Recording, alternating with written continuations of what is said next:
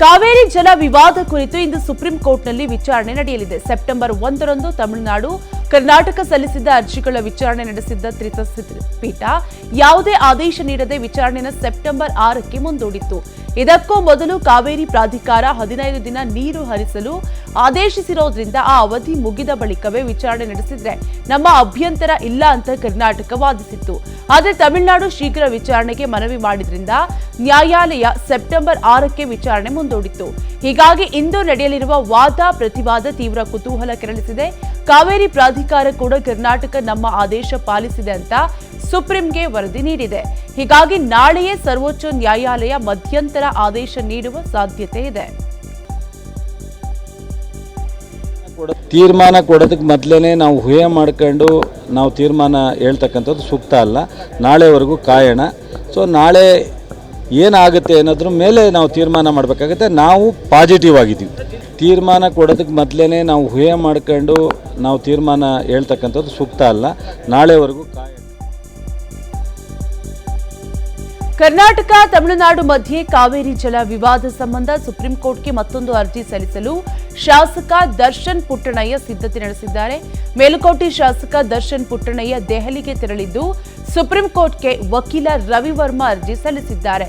ಅರ್ಜಿಯಲ್ಲಿ ಕಾವೇರಿ ಕೊಳ್ಳದ ರೈತರ ಸಮಸ್ಯೆಗಳು, ಜಲಾಶಯದ ಪ್ರಸಕ್ತ ನೀರಿನ ಮಟ್ಟ, ಬೆಳೆಗಳಿಗೆ ನೀರಿಲ್ಲದಿರೋದು, ಕುಡಿಯುವ ನೀರಿಗೂ ಸಮಸ್ಯೆ ಇರುವ ಬಗ್ಗೆ ಉಲ್ಲೇಖ ಮಾಡಲಾಗಿದೆ.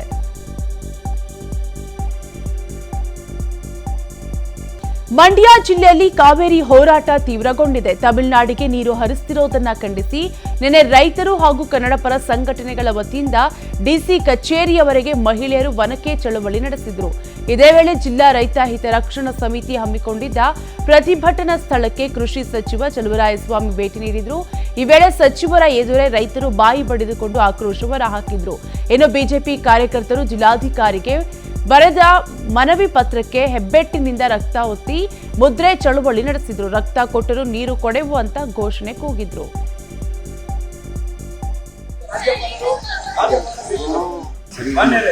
ನಮ್ಮ ಕಾವೇರಿ ನೀರು ತಮಿಳುನಾಡಿಗೆ ವಿರೋಧಿಸಿ ರಾಜ್ಯಪಾಲರು ಮಧ್ಯಪ್ರವೇಶಿಸಬೇಕೆಂದು ರಕ್ತದಲ್ಲಿ ಶುರು ಮಾಡಿ ಮೇಲ್ಕಂಡ ವಿಷಯಕ್ಕೆ ಸಂಬಂಧಿಸಿದಂತೆ ತಮ್ಮಲ್ಲಿ ವಿನಂತಿಸಿಕೊಳ್ಳುವುದೇನೆಂದರೆ ಇತ್ತೀಚಿನ ದಿನಗಳಲ್ಲಿ ನಮ್ಮ ರಾಜ್ಯವು ತೀವ್ರ ಬರಗಾಲವನ್ನು ಎದುರಿಸುತ್ತಿದ್ದು ಜಲ ಜಾನುವಾರುಗಳಿಗೆ ಕುಡಿಯುವ ನೀರು ಹಾಗೂ ರೈತರ ಬೆಳೆಗಳಿಗೆ ಬೇಕಾದ ನೀರಿನ ಅಭಾವವನ್ನು ನಾವು ಎದುರಿಸುತ್ತಿದ್ದರೂ ಸಹ ಕರ್ನಾಟಕ ಸರ್ಕಾರ ಹಿಂದೂ ಧರ್ಮದ ಕುರಿತು ಗೃಹ ಸಚಿವ ಡಾಕ್ಟರ್ ಜಿ ಪರಮೇಶ್ವರ್ ವಿವಾದಾತ್ಮಕ ಹೇಳಿಕೆ ನೀಡಿದ್ದಾರೆ.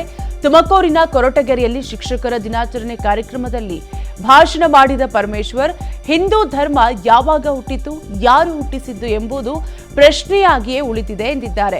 ಪ್ರಪಂಚದ ಇತಿಹಾಸದಲ್ಲಿ ಅನೇಕ ಧರ್ಮಗಳು ಹುಟ್ಟಿಕೊಂಡಿವೆ. ಆದರೆ ಹಿಂದೂ ಧರ್ಮ ಯಾವಾಗ ಹುಟ್ಟಿತು, ಯಾರು ಹುಟ್ಟಿಸಿದ್ರು ಅನ್ನೋದಕ್ಕೆ ಇನ್ನೂ ಪ್ರಶ್ನಾರ್ಥಕ ಚಿಹ್ನೆಯೇ ಬಿದ್ದಿದೆ. ಆ ಪ್ರಶ್ನಾರ್ಥಕ ಚಿಹ್ನೆಯನ್ನ ಇನ್ನೂ ತೆಗೆದಿಲ್ಲ. ಬೌದ್ಧ ಧರ್ಮ, ಜೈನ ಧರ್ಮ ನಮ್ಮ ದೇಶದಲ್ಲಿ ಹುಟ್ಟಿತು. ಹೊರಗಡೆಯಿಂದ ಇಸ್ಲಾಂ, ಕ್ರೈಸ್ತ ಧರ್ಮ ಬಂದಿದೆ. ಮನುಕುಲಕ್ಕೆ ಒಳ್ಳೆಯದಾಗಬೇಕು ಅನ್ನೋದೇ ಎಲ್ಲಾ ಧರ್ಮಗಳ ಸಾರಾಂಶ ಎಂದಿದ್ದಾರೆ. ಸನಾತನ ಧರ್ಮದ ಬಗ್ಗೆ ವಿವಾದಾತ್ಮಕ ಹೇಳಿಕೆ ನೀಡಿರುವ ತಮಿಳುನಾಡಿನ ಉದಯನಿಧಿ ಸ್ಟಾಲಿನ್ ವಿರುದ್ಧ ಕರ್ನಾಟಕದಲ್ಲಿ ಆಕ್ರೋಶ ಭುಗಿಲೆದ್ದಿದೆ. ಉದಯನಿಧಿ ಸ್ಟಾಲಿನ್ ಒಬ್ಬ ಅಯೋಗ್ಯ. ಇಂತಹ ಅಯೋಗ್ಯ ಮಂತ್ರಿ ತಮಿಳುನಾಡಿನಲ್ಲಿದ್ದಾನೆ ಅನ್ನೋದು ಒಂದು ಹೇಳಿಕೆಯಿಂದ ಗೊತ್ತಾಗಿದೆ ಅಂತ ಮಾಜಿ ಸಚಿವ ಕೆಎಸ್ ಈಶ್ವರಪ್ಪ ಆಕ್ರೋಶ ಹೊರಹಾಕಿದ್ದಾರೆ. ತುಮಕೂರಿನಲ್ಲಿ ಮಾತನಾಡಿರುವ ಈಶ್ವರಪ್ಪ, ಉದಯನಿಧಿ ಸ್ಟಾಲಿನ್ ಒಬ್ಬ ರಾಕ್ಷಸ ವಂಶದವನು ಅಂತ ಈಗ ಗೊತ್ತಾಗಿದೆ. ದೈವ ಭಕ್ತನಾಗಿರುವ ಡಿಸಿಎಂ ಡಿಕೆಶಿ, ಸಿಎಂ ಸಿದ್ದರಾಮಯ್ಯ ಉದಯನಿಧಿ ಸ್ಟಾಲಿನ್ಗೆ ಯಾಕೆ ಬೆಂಬಲ ನೀಡುತ್ತಿದ್ದಾರೋ ಸ್ಪಷ್ಟಪಡಿಸಬೇಕೆಂದು ಆಗ್ರಹಿಸಿದರು.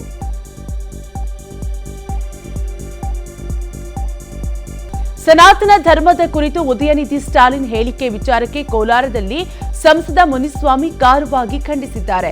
ಹಿಂದೂ ಧರ್ಮದ ವಿರುದ್ಧ ಮಾತನಾಡಿದ್ರೆ ಪಾಕಿಸ್ತಾನ್ ಪರ ಇರೋರು ಮತ ಕೊಡ್ತಾರೆ ಎಂಬ ಉದ್ದೇಶ. ಬಿಜೆಪಿ ಹಿಂದೂ ಪರ, ಇಂಡಿಯಾ ಒಕ್ಕೂಟ ಪಾಕಿಸ್ತಾನ ಪರ ಹೋಗ್ತಿದೆ. ಭಾರತದಲ್ಲಿ 800 ವರ್ಷ ಆಳ್ವಿಕೆ ನಡೆಸಿದ ಮಹಮ್ಮದ್ ಗಜ್ನಿ ಕೈಯಿಂದ ಹಿಂದೂ ಧರ್ಮ ನಾಶ ಮಾಡಲು ಆಗಲಿಲ್ಲ. ಅಧರ್ಮ ಅಳಿಸಲು ಶ್ರೀಕೃಷ್ಣನ ಅವತರಿಸಿದಂತೆ ಪ್ರಧಾನಿ ನರೇಂದ್ರ ಮೋದಿಯವರು ದೇಶದಲ್ಲಿ ಇದ್ದಾರೆ. ಆಲಿಬಾಬಾ 40 ಕಳ್ಳರ ತಂಡದ ಇಂಡಿಯಾ ಒಕ್ಕೂಟ ಅಂತ್ಯಕಾಲ ಹತ್ತಿರದಲ್ಲೇ ಇದೆ ಎಂದು ಸಂಸದ ಮುನಿಸ್ವಾಮಿ ಆಕ್ರೋಶ ವ್ಯಕ್ತಪಡಿಸಿದ್ದಾರೆ.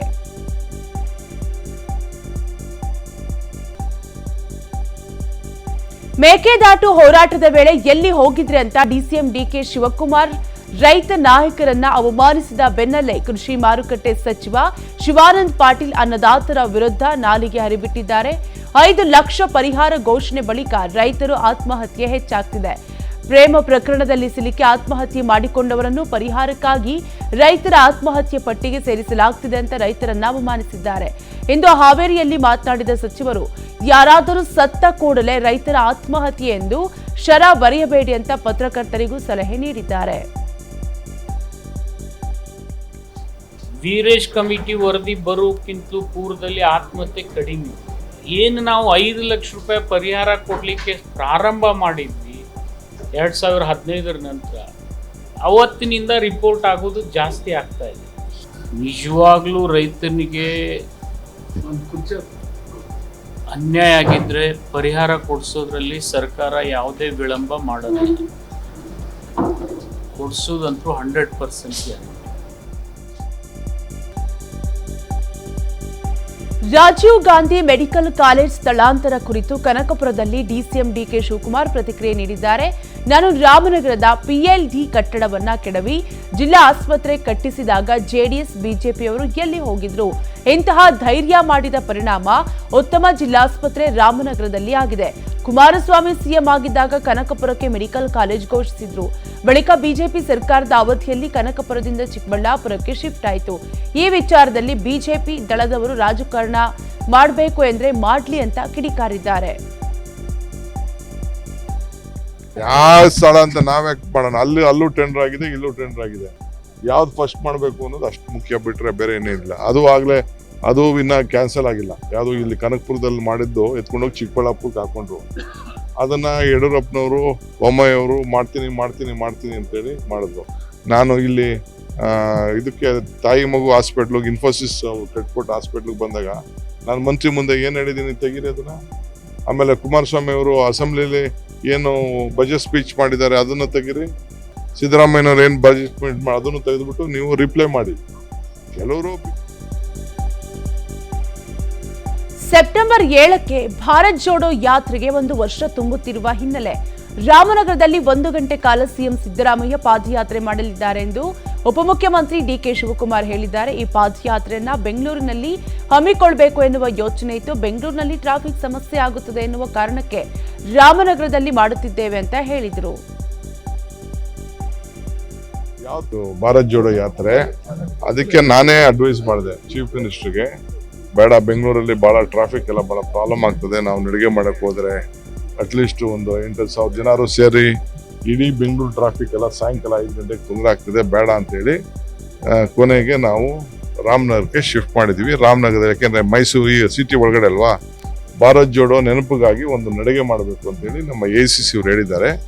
ಎಲ್ಲರಿಗೂ ನಾನು ಹೇಳ್ತಾ ಇದ್ದೀನಿ, ಎಲ್ಲ ಅವತ್ತು ಕ್ಯಾಬಿನೆಟ್ ಇದೆ. ರಾಜ್ಯದಲ್ಲಿ ಕ್ಷೀರ ಭಾಗ್ಯ ಜಾರಿಯಾಗಿ 10 ವರ್ಷ ಪೂರೈಸಿದ್ದು, ಈ ಹಿನ್ನೆಲೆಯಲ್ಲಿ ಇಂದು ತುಮಕೂರು ಜಿಲ್ಲೆಯ ಮಧುಗಿರಿ ಪಟ್ಟಣದಲ್ಲಿ ಅದ್ದೂರಿ ಕಾರ್ಯಕ್ರಮವನ್ನ ಸರ್ಕಾರ ಹಮ್ಮಿಕೊಂಡಿದೆ. ರಾಜೀವ್ ಗಾಂಧಿ ಕ್ರೀಡಾಂಗಣದಲ್ಲಿ ಬೃಹತ್ ಸಮಾವೇಶ ಆಯೋಜಿಸಲಾಗಿದ್ದು ಸಿಎಂ ಸಿದ್ದರಾಮಯ್ಯ ಭಾಗಿಯಾಗಲಿದ್ದಾರೆ. ಈ ಸಮಾವೇಶಕ್ಕೆ 1 ಲಕ್ಷಕ್ಕೂ ಹೆಚ್ಚು ಜನ ಸೇರುವ ಸಾಧ್ಯತೆ ಇದೆ.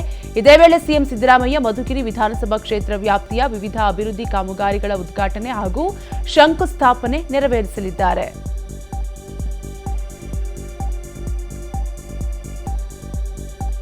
G20 ಆಹ್ವಾನ ಪತ್ರಿಕೆಯಲ್ಲಿ ರಿಪಬ್ಲಿಕ್ ಆಫ್ ಭಾರತ್ ಎಂದು ನಮೂದಿಸಿರುವುದಕ್ಕೆ ಕೇಂದ್ರ ಸರ್ಕಾರದ ವಿರುದ್ಧ ಸಚಿವ ಶಿವರಾಜ್ ತಂಗಡಗಿ ಆಕ್ರೋಶ ವ್ಯಕ್ತಪಡಿಸಿದ್ದಾರೆ.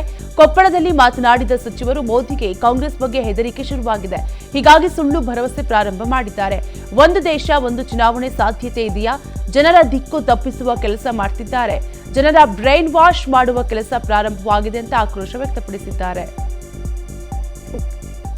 ಓಟ್ನಲ್ಲಿ ಮೋದಿ ಅವರಿಗೆ ಕಾಂಗ್ರೆಸ್ದ ಬಗ್ಗೆ ಇಂಡಿಯಾ ಅಂತ ಏನು ಮಾಡಿದ್ದೀವಿ ನಾವು, ಅದರಿಂದ ಅವರು ಈಗ ಪೂರ ಹೆದರಿಕೆ ಪ್ರಾರಂಭ ಆಗಿದೆ. ಈಗ ಹಂಗಾಗಿ ಸುಳ್ಳು ಭರವಸೆಗಳನ್ನು ಸ್ಟಾರ್ಟ್ ಮಾಡಿದಾರ. ಏನು ಒಂದು ದೇಶ ಒಂದು ಚುನಾವಣೆ ಅನ್ನೋದು, ಅದು ಮಾಡೋಕ್ಕೆ ಸಾಧ್ಯತೆ ಇದೆಯಾ? ಯಾಕೆ 8 ವರ್ಷ 9 ವರ್ಷ ಏನು ಮಾಡಿದರು? ಇಂಡಿಯಾ ಬದಲಾಗಿ ಭಾರತ ಅಂತ ಹೆಸರು ಬದಲಾಯಿಸಲು ಮುಂದಾಗಿರುವ ಕೇಂದ್ರ ಸರ್ಕಾರಕ್ಕೆ ಕಾಂಗ್ರೆಸ್ ಶಾಸಕ ಗವಿಯಪ್ಪ ಬೆಂಬಲ ಸೂಚಿಸಿದ್ದಾರೆ. ಹೊಸಪೇಟೆಯಲ್ಲಿ ಮಾತನಾಡಿದ ಅವರು, ಹೇಗೆ ಇದ್ರೂ ನಮ್ಮ ದೇಶ ಭಾರತ, ರಿಪಬ್ಲಿಕ್ ಭಾರತ ಅನ್ನೋದನ್ನ ಭಾರತ ಮಾಡಿದ್ದಾರೆ ಎಂದಿದ್ದಾರೆ. ಅಷ್ಟೇ ಅಲ್ಲದೆ ದೇಶದಲ್ಲಿ ಒಂದೇ ಬಾರಿ ಚುನಾವಣೆ ನಡೆಸಬೇಕು ಅನ್ನೋ ಕೇಂದ್ರದ ನಿಲುವು ಹೊಂದಿರೋ ಬಗ್ಗೆಯೂ ಮಾತನಾಡಿ, ಒಂದೇ ಬಾರಿ ಚುನಾವಣೆ ನಡೆಸೋದು ಒಂದು ರೀತಿ ಒಳ್ಳೆಯದು, ವರ್ಷ ಎಲೆಕ್ಷನ್ ಮಾಡೋದಕ್ಕೆ ಒಂದು ಬಾರಿ ಆಗೋದು ಒಳ್ಳೆಯದು. ಇದು ನನ್ನ ವೈಯಕ್ತಿಕ ಹೇಳಿಕೆ ಆಗಿದೆ. ಮುಂದಿನ ದಿನಗಳಲ್ಲಿ ಈ ವಿಚಾರಕ್ಕೆ ಪಕ್ಷ ಏನು ಹೇಳುತ್ತದೆಯೋ ಅದರಂತೆ ತೀರ್ಮಾನ ಮಾಡುತ್ತೇವೆ ಅಂತ ಶಾಸಕ ಗವಿಯಪ್ಪ ಹೇಳಿದರು. ನಮ್ದು ಹೇಗನಾಗಲಿ ಭಾರತ ದೇಶ ಅದು ರಿಪಬ್ಲಿಕ್ ಭಾರತನ ಹಾಕೋ ಬದಲು ಭಾರತ ಅಂತ ಹಾಕಿದಾರೆ. ನೋಡೋಣ ಅಂತ ಮುಂದೆ ನಾವು ನಮ್ಮ ಲೀಡರ್ಸ್ ಎಲ್ಲ ಕೂತ್ಕೊಂಡು ಅದ್ರ ಬಗ್ಗೆ ಚರ್ಚೆ ಮಾಡಿ ಅದಕ್ಕೇನು ಮಾಡಬೇಕು ಅನ್ನೋದು ನಾವು ನೋಡ್ಕೊತೀವಿ. ಅದು ಒಂದು ರೀತಿಯಾಗಿ ಒಳ್ಳೆಯದೇ, ಯಾಕಂದರೆ ವರ್ಷ ಎಲೆಕ್ಷನ್ಸ್ ಮಾಡೋದಕ್ಕಿಂತಲೂ ಒಂದು ಬಾರಿ ಆಗೋದು ಒಳ್ಳೆಯದನ್ನೋದು ನನ್ನ ಅಭಿಪ್ರಾಯ, ನನ್ನ ವೈಯಕ್ತಿಕ. ಬಿಜೆಪಿಯಲ್ಲಿ ಕುರುಬ ನಾಯಕರು ಕುರುಬರನ್ನ ತುಳಿಯುತ್ತಿಲ್ಲ, ವೀರಶೈವ ಲಿಂಗಾಯತ ನಾಯಕರು ವೀರಶೈವ ಲಿಂಗಾಯತರನ್ನ ತುಳಿಯುತ್ತಿಲ್ಲ, ಆದರೆ ಇಬ್ಬರನ್ನ ಬೇರೆಯವರು ತುಳಿಯುತ್ತಿದ್ದಾರೆ ಎಂದು ಹುಬ್ಬಳ್ಳಿಯಲ್ಲಿ ಪರಿಷತ್ ಸದಸ್ಯ ಎಚ್ ವಿಶ್ವನಾಥ್ ಹೇಳಿದ್ದಾರೆ. ಅವರ ಜನರನ್ನ ಅವರೇ ತುಳಿಯಲು ಸಾಧ್ಯವಿಲ್ಲ, ತುಳಿದರೆ ಬೇರೆಯವರೇ ತುಳಿಬೇಕು ಎಂದಿದ್ದಾರೆ.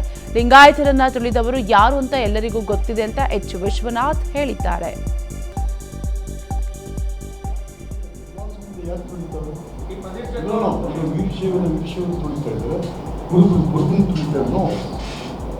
ಅವರವ್ರು ತುಳ್ಕೊಳಕ್ ಆಗೋದೇ ಇಲ್ಲ, ಮಕ್ಕಳು ಬೇರೆಯವ್ರನ್ನ ತುಳಿತಾರೆ. ಯಾರು ಹಂಗಲ್ಲ, ಯಾವ ಸಮುದಾಯ ಯಾರು ತುಳಿತಾರೆ? ವೀರಶೈವನ ತುಳಿತಾ ಇದ್ದಾರೆ, ಕುರುಬನ ತುಳಿತಾರೆ. ಕಾಂಗ್ರೆಸ್ ನಾಯಕರನ್ನ ಟೀಕಿಸುವ ಭರದಲ್ಲಿ ನಾನು ಕೈಗೆ ಬಳೆ ತೊಟ್ಟುಕೊಂಡಿಲ್ಲ ಎಂದು ಹೇಳಿರುವ ಸಂಸದ ಡಾಕ್ಟರ್ ಉಮೇಶ್ ಜಾಧವ್ ವಿರುದ್ಧ ಕಾಂಗ್ರೆಸ್ ಮಹಿಳಾ ಘಟಕ ಆಕ್ರೋಶ ವ್ಯಕ್ತಪಡಿಸಿದೆ. ಮಹಿಳೆಯರನ್ನ ಟೀಕಿಸುವ ಉಮೇಶ್ ಜಾಧವ್ ಕ್ಷಮೆ ಕೇಳದಿದ್ರೆ ಮಾನನಷ್ಟ ಮೊಕದ್ದಮೆ ಹಾಕಲಾಗುವುದು ಎಂದು ಕಾಂಗ್ರೆಸ್ ಮಹಿಳಾ ಘಟಕದ ಪ್ರಧಾನ ಕಾರ್ಯದರ್ಶಿ ರೇಖಾ ಸಿಎಂಗೆ ಎಚ್ಚರಿಕೆ ನೀಡಿದ್ದಾರೆ.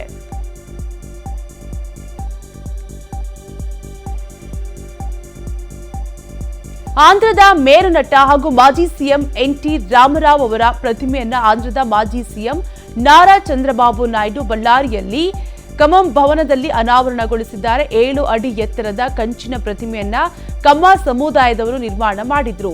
ನಿನ್ನೆ ಆಂಧ್ರದ ಮಾಜಿ ಸಿಎಂ ಚಂದ್ರಬಾಬು ನಾಯ್ಡು ಅನಾವರಣಗೊಳಿಸಿದ್ದಾರೆ. ಕಾರ್ಯಕ್ರಮದಲ್ಲಿ ಜಿಲ್ಲಾ ಉಸ್ತುವಾರಿ ಸಚಿವ ಬಿ ನಾಗೇಂದ್ರ, ಬಳ್ಳಾರಿ ನಗರ ಶಾಸಕ ಭರತ್ ರೆಡ್ಡಿ, ಮೇಯರ್ ತ್ರಿವೇಣಿ ಮತ್ತು ಮಾಜಿ ಮೇಯರ್ ಸೇರಿದಂತೆ ಪಾಲಿಕೆ ಸದಸ್ಯರು ಉಪಸ್ಥಿತರಿದ್ದರು.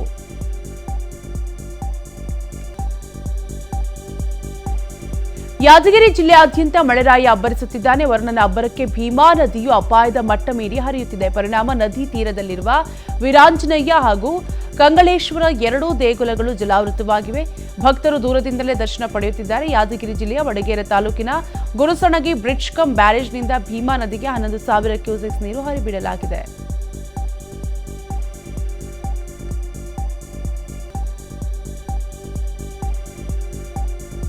ಉತ್ತರ ಕರ್ನಾಟಕ ಭಾಗದಲ್ಲಿ ಕಳೆದ 2 ದಿನಗಳಿಂದ ನಿರಂತರ ಮಳೆ ಸುರಿಯುತ್ತಿದೆ. ಗದಗ ಜಿಲ್ಲೆ ಮುಂಡರಗಿ ತಾಲೂಕಿನ ಹಾರೋಗೇರಿ ಗ್ರಾಮದಲ್ಲಿ ಮನೆಯ ಮೇಲ್ಛಾವಣಿ ಕುಸಿದು ಅದೃಷ್ಟವಶಾತ್ ಕುಟುಂಬಸ್ಥರು ಪ್ರಾಣಾಪಾಯದಿಂದ ಪಾರಾಗಿದ್ದಾರೆ.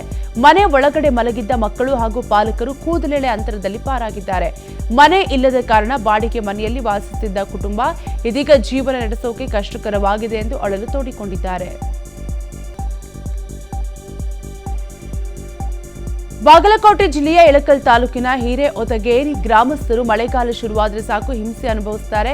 ಮಳೆಯಿಂದಾಗಿ ಗ್ರಾಮದಲ್ಲಿನ ಚರಂಡಿ ಬ್ಲಾಕ್ ಆಗಿ ಮನೆಗಳಿಗೆ ಮಳೆ ನೀರು ನುಗ್ಗುತ್ತಿದೆ. ಹೀಗಾಗಿ ಕೋಪಗೊಂಡಿರುವ ನಿವಾಸಿಗಳು ಗ್ರಾಮ ಪಂಚಾಯಿತಿ ಅಧಿಕಾರಿಗಳ ವಿರುದ್ಧ ಆಕ್ರೋಶ ಹೊರಹಾಕಿದ್ದಾರೆ.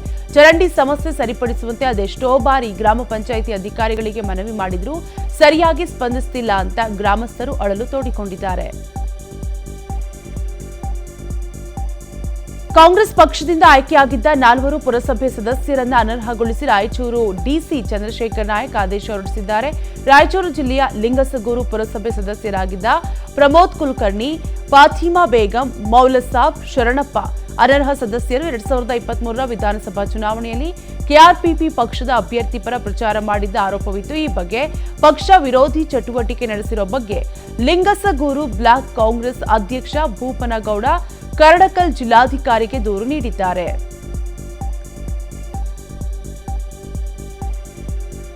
ಕಾವೇರಿ ನೀರನ್ನ ತಮಿಳುನಾಡಿಗೆ ಹರಿಸುತ್ತಿರುವುದನ್ನು ವಿರೋಧಿಸಿ ಹಾಗೂ ವಿವಿಧ ಬೇಡಿಕೆಗಳ ಈಡೇರಿಕೆಗೆ ಆಗ್ರಹಿಸಿ ಹಾಸನ ನಗರದಲ್ಲಿ ರಾಜ್ಯ ರೈತ ಸಂಘದ ಅಧ್ಯಕ್ಷ ಕೋಡಿಹಳ್ಳಿ ಚಂದ್ರಶೇಖರ್ ನೇತೃತ್ವದಲ್ಲಿ ಪ್ರತಿಭಟನೆ ನಡೆಸಲಾಯಿತು.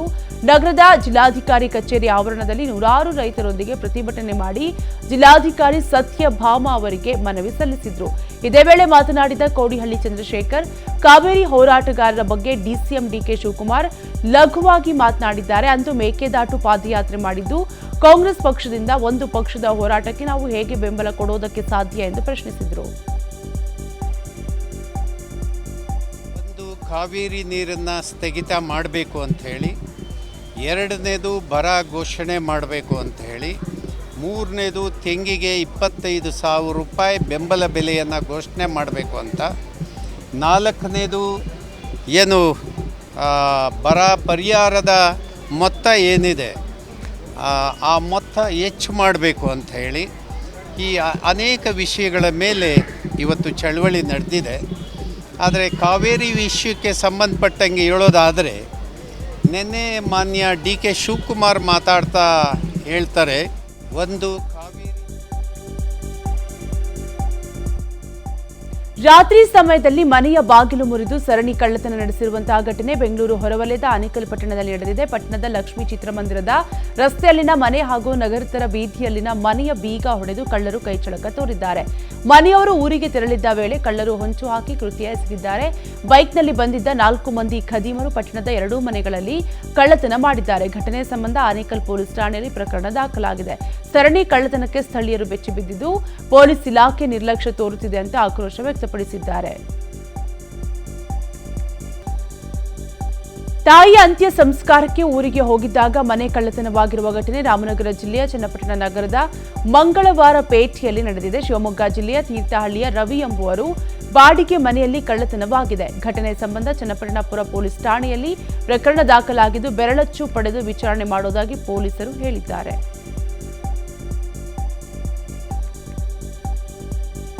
ದೇವಸ್ಥಾನದ ಹುಂಡಿ ಹೊಡೆದು ಹಣ ಕಳ್ಳತನ ಮಾಡಿರುವ ಘಟನೆ ರಾಮನಗರ ಜಿಲ್ಲೆಯ ಚನ್ನಪಟ್ಟಣ ತಾಲೂಕಿನ ಮಳೂರು ಗ್ರಾಮದಲ್ಲಿ ನಡೆದಿದೆ. ಊರಿನಿಂದ ಹೊರಗೆ ಇರುವ ಶ್ರೀ ನರಸಿಂಹ ದೇವಸ್ಥಾನ ಬಾಗಿಲು ಬೀಗ ಒಡೆದು ಹುಂಡಿಯಲ್ಲಿ ಹಣವನ್ನ ಖದೀಮರು ದೋಚಿದ್ದಾರೆ. ಇನ್ನು ಇದೇ ವೇಳೆ ಸುಮಾರು 15 ಬಾರಿ ಕಳ್ಳತನವಾಗಿದ್ದು ಮುಜರಾಯಿ ಇಲಾಖೆಯಿಂದ ಯಾವುದೇ ಭದ್ರತೆ ನೀಡಿಲ್ಲ ಎಂದು ಆರೋಪ ಕೇಳಿಬಂದಿದೆ. ಘಟನೆ ಸಂಬಂಧ ಚನ್ನಪಟ್ಟಣ ಗ್ರಾಮಾಂತರ ಠಾಣೆಯಲ್ಲಿ ಪ್ರಕರಣ ದಾಖಲಾಗಿದೆ. ಉತ್ತರ ಕನ್ನಡ ಜಿಲ್ಲೆಯ ಕಾರವಾರದಲ್ಲಿ ಗೂಡ್ಸ್ ವಾಹನದಲ್ಲಿ ಅಕ್ರಮವಾಗಿ ಸಾಗಿಸುತ್ತಿದ್ದ ಲಕ್ಷಾಂತರ ಮೌಲ್ಯದ ಗೋವಾ ಮದ್ಯವನ್ನು ಪೊಲೀಸರು ಜಪ್ತಿ ಮಾಡಿದ್ದಾರೆ. ಬರೋಬ್ಬರಿ 1.18 ಲಕ್ಷ ಮೌಲ್ಯದ ಗೋವಾ ಮದ್ಯವನ್ನು ಜಪ್ತಿ ಮಾಡಲಾಗಿದೆ. ಮದ್ಯ ಸಾಗಿಸುತ್ತಿದ್ದ ಕಾರವಾರ ಮೂಲದ ಸಂತೋಷ್ ಟಕಾರ್ಕರ್, ಯಲ್ಲಾಪುರ ತಾಲೂಕಿನ ಕುಳ್ಳಾಪುರ ಮೂಲದ ಪ್ರಸಾದ್ ದೇಸಾಯಿ ಎಂಬುವರನ್ನ ಪೊಲೀಸರು ವಶಕ್ಕೆ ಪಡೆಯಲಾಗಿದೆ. ಇನ್ನು ಅಂಕೋಲ ತಾಲೂಕಿನ ಅವರ್ಸಾ ಮೂಲದ ಮಿಥುನ್ ನಾಯಕ್ ಪೊಲೀಸರಿಗೆ ಸಿಗದೆ ಪರಾರಿಯಾಗಿದ್ದಾನೆ. ರಾಜ್ಯದಲ್ಲಿ ಬರಗಾಲ ಎದುರಾಗಿದ್ದು ಇದುವರೆಗೂ ರೈತರ ಸಹಾಯಕ್ಕೆ ಸರ್ಕಾರ ಬಾರದೇ ಇರುವುದನ್ನು ಖಂಡಿಸಿ ಚಿತ್ರದುರ್ಗ ಜಿಲ್ಲಾಧಿಕಾರಿ ಕಚೇರಿ ಮುಂದೆ ರೈತರು ಪ್ರತಿಭಟನೆ ನಡೆಸಿದ್ದಾರೆ. ಪ್ರತಿಭಟನೆ ವೇಳೆ ರೈತ ಮುಖಂಡ ಧನಂಜಯ್ ಆಕ್ರೋಶ ವ್ಯಕ್ತಪಡಿಸಿದ್ದಾರೆ. ಚಿತ್ರದುರ್ಗ ಜಿಲ್ಲೆಯಲ್ಲಿ ಮುಂಗಾರು ಮಳೆ ಬಾರದೆ ರೈತರು ಬರಗಾಲಕ್ಕೆ ತುತ್ತಾಗಿದ್ದಾರೆ. ಸಾಲ ಮಾಡಿ ಹಾಕಿದ ಬೆಳೆಗಳು ಮಳೆ ಬಾರದೆ ಒಣಗಿ ಹೋಗಿವೆ. ಕೂಡಲೇ ಸರ್ಕಾರ ರೈತರಿಗೆ ಬೆಳೆ ವಿಮೆ ಕೊಡಬೇಕು. ಸರಿಯಾದ ವಿದ್ಯುತ್, ಗೋಶಾಲೆ ತೆರೆಯುವ ಜೊತೆಗೆ ರೈತರ ಕಷ್ಟಕ್ಕೆ ಸ್ಪಂದಿಸಬೇಕು.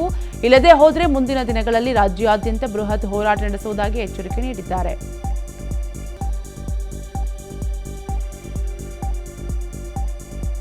ಇನ್ನು ಇತ್ತ ಶಿವಮೊಗ್ಗದಲ್ಲೂ ಕರ್ನಾಟಕ ರಾಜ್ಯ ರೈತ ಸಂಘ ಪ್ರತಿಭಟನೆ ಮಾಡಿದೆ. ರಾಜ್ಯದಲ್ಲಿ ಬರಗಾಲ ಕಾಲಿಟ್ಟಿದ್ದು ಕೇಂದ್ರ ಸರ್ಕಾರ ರಾಜ್ಯ ಸರ್ಕಾರದ ನೆರವಿಗೆ ಬರಬೇಕೆಂದು ಕರ್ನಾಟಕ ರಾಜ್ಯ ರೈತ ಸಂಘ ಜಿಲ್ಲಾಧಿಕಾರಿ ಕಚೇರಿ ಎದುರು ಧರಣಿ ನಡೆಸಿ ಜಿಲ್ಲಾಧಿಕಾರಿ ಮೂಲಕ ಪ್ರಧಾನಮಂತ್ರಿ ನರೇಂದ್ರ ಮೋದಿಗೆ ಮನವಿ ಸಲ್ಲಿಸಿದೆ. ಕರ್ನಾಟಕ ಸರ್ಕಾರ ಈಗಾಗಲೇ 130 ತಾಲೂಕುಗಳನ್ನು ಬರ ಪ್ರದೇಶವೆಂದು ಘೋಷಿಸಲು ತೀರ್ಮಾನಿಸಿದೆ. ಇಂತಹ ಸಂದರ್ಭದಲ್ಲಿ ಕೇಂದ್ರ ಸರ್ಕಾರ ಮಧ್ಯಪ್ರವೇಶ ಮಾಡಿ ರಾಜ್ಯ ಸರ್ಕಾರಕ್ಕೆ ಹೆಚ್ಚಿನ ಅನುದಾನ ನೀಡುವ ಮೂಲಕ ರೈತರನ್ನ ರಕ್ಷಿಸಬೇಕು. ರೈತರ ಸಾಲ ಮನ್ನಾ ಮಾಡಬೇಕು ಎಂದು ಧರಣಿ ನಿರತರ ಆಗ್ರಹಿಸಿದರು. ಧಾರವಾಡ ಗ್ರಾಮೀಣ ಪ್ರದೇಶದಲ್ಲಿ ವಿದ್ಯುತ್ ವ್ಯತ್ಯಯ ಹಿನ್ನೆಲೆ ಹೆಸ್ಕಾಂ ಅಧಿಕಾರಿಗಳ ಜೊತೆಗೆ ಮಾತನಾಡಿ ಸಮಸ್ಯೆ ಬಗೆಹರಿಸುವುದಾಗಿ ಧಾರವಾಡ ಡಿಸಿ ಗುರುದತ್ ಹೆಗ್ಡೆ ಭರವಸೆ ನೀಡಿದ್ದಾರೆ. ಹಲವು ಗ್ರಾಮಗಳಲ್ಲಿ ಸಿಂಗಲ್ ಫೀಸ್ ಇದ್ದು ಅದನ್ನ ಮತ್ತೆ 3ರ ಫೀಸ್ಗೆ ಹೇರಿಸಬೇಕು ಅಂತ ಜನರು ಒತ್ತಾಯ ಇದೆ. ಅದರಂತೆ ನಾವು ಅವರ ಮನವಿ ಸ್ವೀಕರಿಸಿದ್ದೇವೆ. ಮುಂದಿನ ದಿನಗಳಲ್ಲಿ ಅವರ ಸಮಸ್ಯೆ ಬಗೆಹರಿಸಲು ಎಲ್ಲಾ ರೀತಿಯ ವ್ಯವಸ್ಥೆಯನ್ನು ಮಾಡಲಾಗುತ್ತೆ ಅಂತ ಡಿಸಿ ಆಶ್ವಾಸನೆ ನೀಡಿದ್ದಾರೆ. ಸೇಬು ಹಾಗೂ ಮೋಸಂಬಿ ಹಣ್ಣಿನ ಒಳಗೆ ಗಾಂಜಾ ಸೊಪ್ಪಿನ ಪ್ಯಾಕೆಟ್ ಇಟ್ಟು ಜೈಲಿನ ಕಾಂಪೌಂಡ್ ಒಳಗಡೆ ಎಸೆಯಲು ಹೋಗುತ್ತಿದ್ದ ಇಬ್ಬರನ್ನ ಹಾಸನ ನಗರ ಠಾಣೆ ಪೊಲೀಸರು ಬಂಧಿಸಿದ್ದಾರೆ. ಆರೋಪಿಗಳಾದ ಅಂಬೇಡ್ಕರ್ ನಗರದ ತಬ್ರೇಜ್, ಪೆನ್ಷನ್ ಮೊಹಮ್ಮಲ್ಲಾದ ವಾಸಿಂನನ್ನ ಬಂಧಿಸಲಾಗಿದೆ. ಸುಮಾರು 10 ಗ್ರಾಂನಷ್ಟು ಗಾಂಜಾ ಸೊಪ್ಪನ್ನ ಪೊಲೀಸರು ವಶಪಡಿಸಿಕೊಂಡಿದ್ದು ಸ್ವಯಂ ಪ್ರೇರಿತವಾಗಿ ದೂರು ದಾಖಲಿಸಿಕೊಂಡು ತನಿಖೆ ಕೈಗೊಂಡಿದ್ದಾರೆ.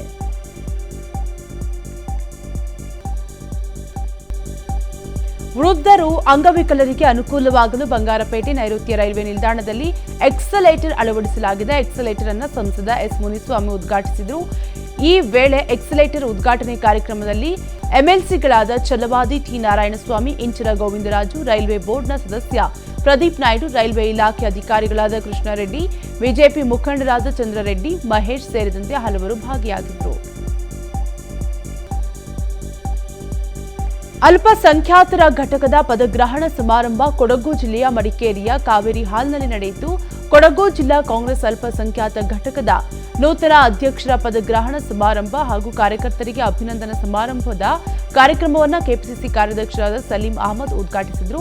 ಕೊಡಗು ಜಿಲ್ಲಾ ಕಾಂಗ್ರೆಸ್ನ ಅಲ್ಪಸಂಖ್ಯಾತರ ಘಟಕದ ನೂತನ ಜಿಲ್ಲಾಧ್ಯಕ್ಷರಾದ ಹನೀಫ್ಗೆ ಅತಿಥಿಗಳು ಕಾಂಗ್ರೆಸ್ ಬಾವುಟ ನೀಡುವ ಮೂಲಕ ಅಧಿಕಾರದ ಜವಾಬ್ದಾರಿ ಹಸ್ತಾಂತರಿಸಿದರು.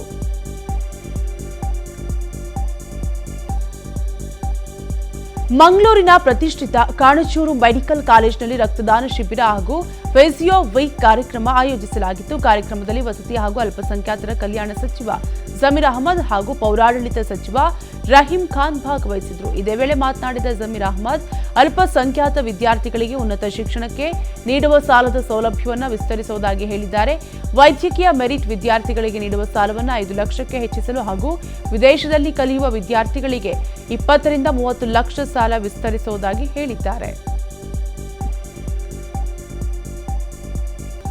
ರಾಷ್ಟ್ರೀಯ ನೇತ್ರದಾನ ಪಾಕ್ಷಿಕದ ಅಂಗವಾಗಿ ಹುಬ್ಬಳ್ಳಿಯಲ್ಲಿ ಜನಜಾಗೃತಿ ಜಾಥಾ ನಡೆಯಿತು. ಹುಬ್ಬಳ್ಳಿಯ ಎಂಎಂ ಜೋಶಿ ನೇತ್ರ ವಿಜ್ಞಾನ ಸಂಸ್ಥೆಯಿಂದ ಜಾಥಾ ಆಯೋಜಿಸಲಾಗಿತ್ತು. ಕ್ಷೇತ್ರಪತಿ ಚಲನಚಿತ್ರ ನಾಯಕ ನಟ ನವೀನ್ ಶಂಕರ್ ಜಾಥಾದಲ್ಲಿ ಭಾಗವಹಿಸಿದ್ರು. ಹುಬ್ಬಳ್ಳಿಯ ಕಿಮ್ಸ್ನಿಂದ ಆರಂಭವಾದ ದೃಷ್ಟಿಗಾಗಿ ನಡೆ ಜನಜಾಗೃತಿ ಜಾಥಾ ಹೊಸೂರು ಕ್ರಾಸ್ನ ಜೋಶಿ ಆಸ್ಪತ್ರೆವರೆಗೂ ಸಾಗಿತು. ನೇತ್ರದಾನದ ಬಗ್ಗೆ ಜನಜಾಗೃತಿ ಮೂಡಿಸುವ ಕಾರ್ಯಕ್ರಮದಲ್ಲಿ ಎಂಎಂ ಜೋಶಿ ಆಸ್ಪತ್ರೆಯ ವೈದ್ಯಕೀಯ ಸಿಬ್ಬಂದಿ ಹಾಗೂ ಕಿಮ್ಸ್ನ ವೈದ್ಯಕೀಯ ಸಿಬ್ಬಂದಿ ಭಾಗವಹಿಸಿದ್ರು. ಕರ್ನಾಟಕದ ಚಿರಾಪುಂಜಿ ಎಂದೇ ಖ್ಯಾತಿ ಪಡೆದಿರುವ ಆಗುಂಬೆ ಘಾಟಿಯ ಮೇಲಿನ ನಿಷೇಧ ತೆರವಾಗಿದೆ. ಆಗುಂಬೆ ಘಾಟಿಯ 6, 7 ಹಾಗೂ 11ನೇ ತಿರುವಿನಲ್ಲಿ ರಸ್ತೆ ಮತ್ತು ಭೂಕುಸಿತವಾಗಿದ್ದರಿಂದ ಮುಂಜಾಗ್ರತೆ ದೃಷ್ಟಿಯಿಂದ ಆಗುಂಬೆ ಘಾಟ್ನಲ್ಲಿ ದೊಡ್ಡ ವಾಹನಗಳ ಸಂಚಾರಕ್ಕೆ ಉಡುಪಿ ಜಿಲ್ಲಾಡಳಿತ ನಿಷೇಧ ಹೇರಿತು. ಇದೀಗ ರಸ್ತೆಯನ್ನ ದುರಸ್ತಿ ಮಾಡಲಾಗಿದ್ದು ಎಲ್ಲಾ ತರಹದ ವಾಹನ ಸಂಚಾರಕ್ಕೆ ಜಿಲ್ಲಾಡಳಿತ ಅನುವು ಮಾಡಿಕೊಟ್ಟಿದೆ. ಉತ್ತರ ಪ್ರದೇಶದ ಇಂಜಿನಿಯರಿಂಗ್ ಪದವೀಧರ ಯುವಕನೋರ್ವ ದೇಶದ ರಾಜ್ಯಗಳ ಆಚಾರ ವಿಚಾರ, ಭಾಷೆ, ಸಂಸ್ಕೃತಿ, ಅಲ್ಲಿನ ಕೃಷಿ ಪದ್ಧತಿಯನ್ನು ಅರಿಯುವ ಉದ್ದೇಶದೊಂದಿಗೆ ಕಾಲ್ನಡಿಗೆಯಲ್ಲೇ ದೇಶ ಸುತ್ತಲು ಮುಂದಾಗಿದ್ದಾನೆ. ಗೋರಖ್ಪುರದ ಕುಶಿನಗರ ಗ್ರಾಮದ ಯುವಕ ರೋಬಿನ್ ಸನೋಜ್ ಸದ್ಯ ಕರ್ನಾಟಕ ಪ್ರವೇಶಿಸಿ ಕಾರವಾರ ತಲುಪಿದ್ದಾನೆ. ಕಾಲ್ನಡಿಗೆ ಮೂಲಕ ಭಾರತ ದೇಶವನ್ನು ಸುತ್ತಬೇಕೆಂದು 2022ರ ಅಕ್ಟೋಬರ್ 21ರಂದು ಯಾತ್ರೆ ಪ್ರಾರಂಭಿಸಿ 360 ದಿನಗಳಲ್ಲಿ 6,693 ಕಿಲೋಮೀಟರ್ ನಡೆದು ಅರುಣಾಚಲ್ ಪ್ರದೇಶ್, ನಾಗಾಲ್ಯಾಂಡ್, ಮಣಿಪುರ, ಅಸ್ಸಾಂ ಸೇರಿದಂತೆ 10 ರಾಜ್ಯಗಳನ್ನು ಸುತ್ತಿ ಇದೀಗ ಮಂಗಳೂರು ಮೂಲದ ಉತ್ತರ ಕನ್ನಡಕ್ಕೆ ಆಗಮಿಸಿದ್ದಾರೆ. ಶ್ರೀಕೃಷ್ಣ ಜನ್ಮಾಷ್ಟಮಿ ಅಂಗವಾಗಿ ಉತ್ತರ ಕನ್ನಡ ಜಿಲ್ಲೆಯ ಹಬ್ಬುವಾಡದಲ್ಲಿರುವ ಜಗನ್ನಾಥ ಮಂದಿರದಲ್ಲಿ ಸೆಪ್ಟೆಂಬರ್ 8ರವರೆಗೆ ವಿವಿಧ ಕಾರ್ಯಕ್ರಮಗಳನ್ನು ಹಮ್ಮಿಕೊಳ್ಳಲಾಗಿದೆ. ಈ ಕುರಿತು ಜಿಲ್ಲಾ ಪತ್ರಿಕಾ ಭವನದಲ್ಲಿ ಮಾಹಿತಿ ನೀಡಿದ ಇಸ್ಕಾನ್ ಕೋರ್ ಕಮಿಟಿ ಸದಸ್ಯ ಗೋವಿಂದ ದತ್ತದಾಸ, ಶ್ರೀಕೃಷ್ಣ ಜನ್ಮಾಷ್ಟಮಿ ಮಹೋತ್ಸವದ ಅಂಗವಾಗಿ ಶಾಲಾ ಮಕ್ಕಳಿಗೆ ಚಿತ್ರಕಲೆ ಸೇರಿದಂತೆ ವಿವಿಧ ಸ್ಪರ್ಧೆಗಳನ್ನು ನಡೆಸಲಾಗಿದೆ. ಅಲ್ಲದೆ ಪ್ರತಿನಿತ್ಯ ಸಂಜೆ 6:30ಕ್ಕೆ ಆರತಿ ಕೀರ್ತನೆ, ಪುಣೆಯ ಸುಂದರ ಶ್ಯಾಮ್ ಪ್ರಭು ಅವರಿಂದ ಕೃಷ್ಣ ಕಥೆ, ಪ್ರಸಾದ ವಿತರಣೆ ನಡೆಯಲಿದೆ ಎಂದು ಹೇಳಿದರು. ಇನ್ನು ಇಂದು ಬೆಳಿಗ್ಗೆ 5ರಿಂದ ರಾತ್ರಿಯವರೆಗೂ ವಿವಿಧ ಪೂಜಾ ಕಾರ್ಯಕ್ರಮಗಳು ನಡೆಯಲಿದೆ ಅಂತ ಗೋವಿಂದ ದತ್ತದಾಸ ಮಾಹಿತಿ ನೀಡಿದ್ದಾರೆ. ಮೈಸೂರು ಸೋಲಾಪುರ ರೈಲ್ವೆಯಲ್ಲಿ ಪ್ರಸಿದ್ಧ ಧಾರ್ಮಿಕ ಸ್ಥಳ ಫಡರಾಂಪುರದವರೆಗೆ ವಿಸ್ತರಿಸಲಾಗಿದೆ. ಇದರಿಂದಾಗಿ ಫಡರಾಂಪುರದ ವಿಠಲನ ಸನ್ನಿಧಿಗೆ ಭೇಟಿ ನೀಡುವವರ ಸಂಖ್ಯೆ ಹೆಚ್ಚಳವಾಗಿದೆ. ವಿಜಯಪುರ ನಗರದಲ್ಲಿ ಮೈಸೂರಿನಿಂದ ಆಗಮಿಸಿದ ಫಡರಾಂಪುರ ತೆರಳುವ ರೈಲಿಗೆ ವಿಠಲನ ಭಕ್ತರು ವಿಶೇಷ ಪೂಜೆ ಸಲ್ಲಿಸಿದರು. ಈ ಸಂದರ್ಭದಲ್ಲಿ ಸಂಸದ ರಮೇಶ್ ಜಿಗಜಿಣಗಿ ಹಾಜರಿದ್ದು ರೈಲಿಗೆ ಹಸಿರು ನಿಶಾನೆ ತೋರಿದ್ರು.